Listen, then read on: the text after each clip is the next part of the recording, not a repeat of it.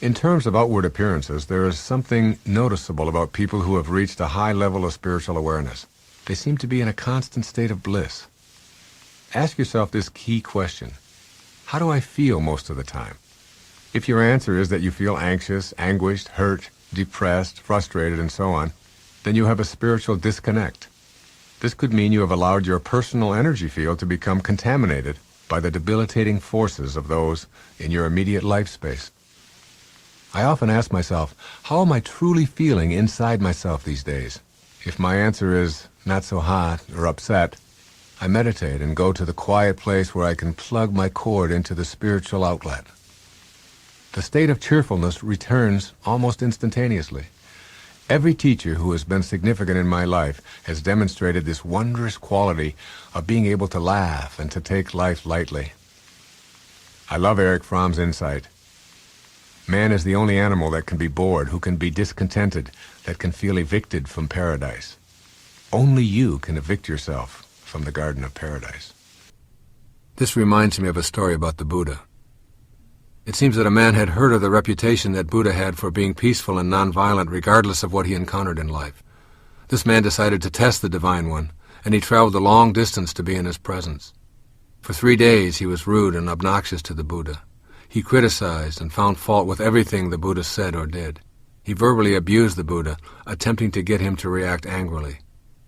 Yet the Buddha never faltered. Each time he responded with love and kindness. Finally, the man could take it no longer.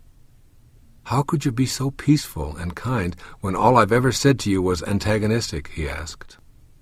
The Buddha's response was in the form of a question to the man. "If someone offers you a gift, and you do not accept that gift, to whom does the gift belong?" the Buddha replied. The man had his answer. If someone offers you a gift of their anger or hostility, and you do not accept it, then it still belongs to the giver.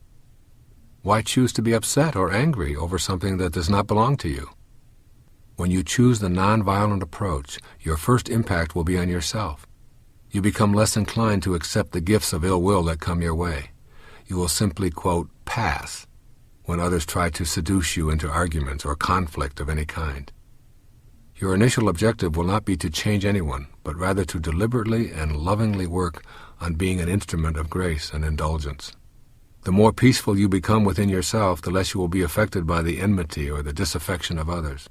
If we can commit ourselves to a peaceful heart, we will behave more courageously and with a strength that we have never known before.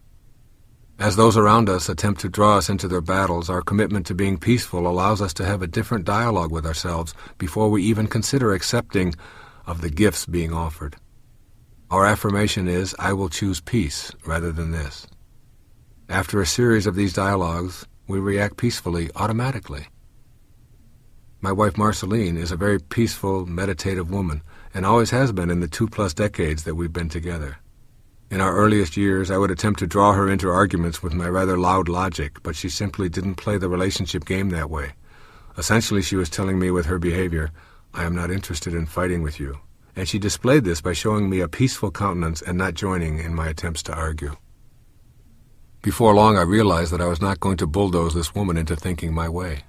I realized that it is very difficult to pick a fight with someone who has no interest in fighting. She wasn't trying to change me with her behavior. She was responding peacefully from her commitment to nonviolent behavior. Remind yourself that your objective in choosing to be a nonviolent person is not to change anyone or to fix the world.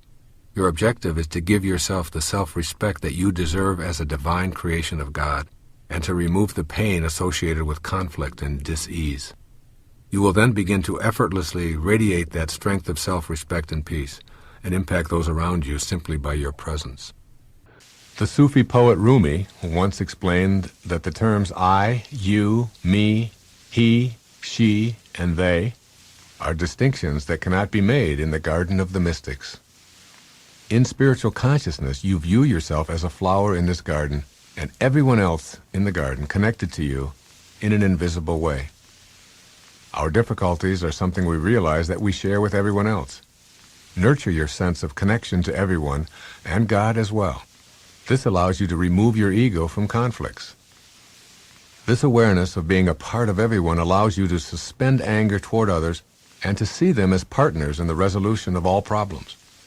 Know that there are people to whom you are connected who are available to help you find the right job, to solve a puzzling issue that seems irreconcilable, to help you back on your feet, to resolve financial difficulties.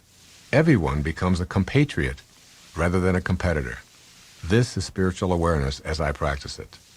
I try to remind myself in moments of despair of the beautiful affirmation from A Course in Miracles. I can choose peace rather than this. Trust me, it works.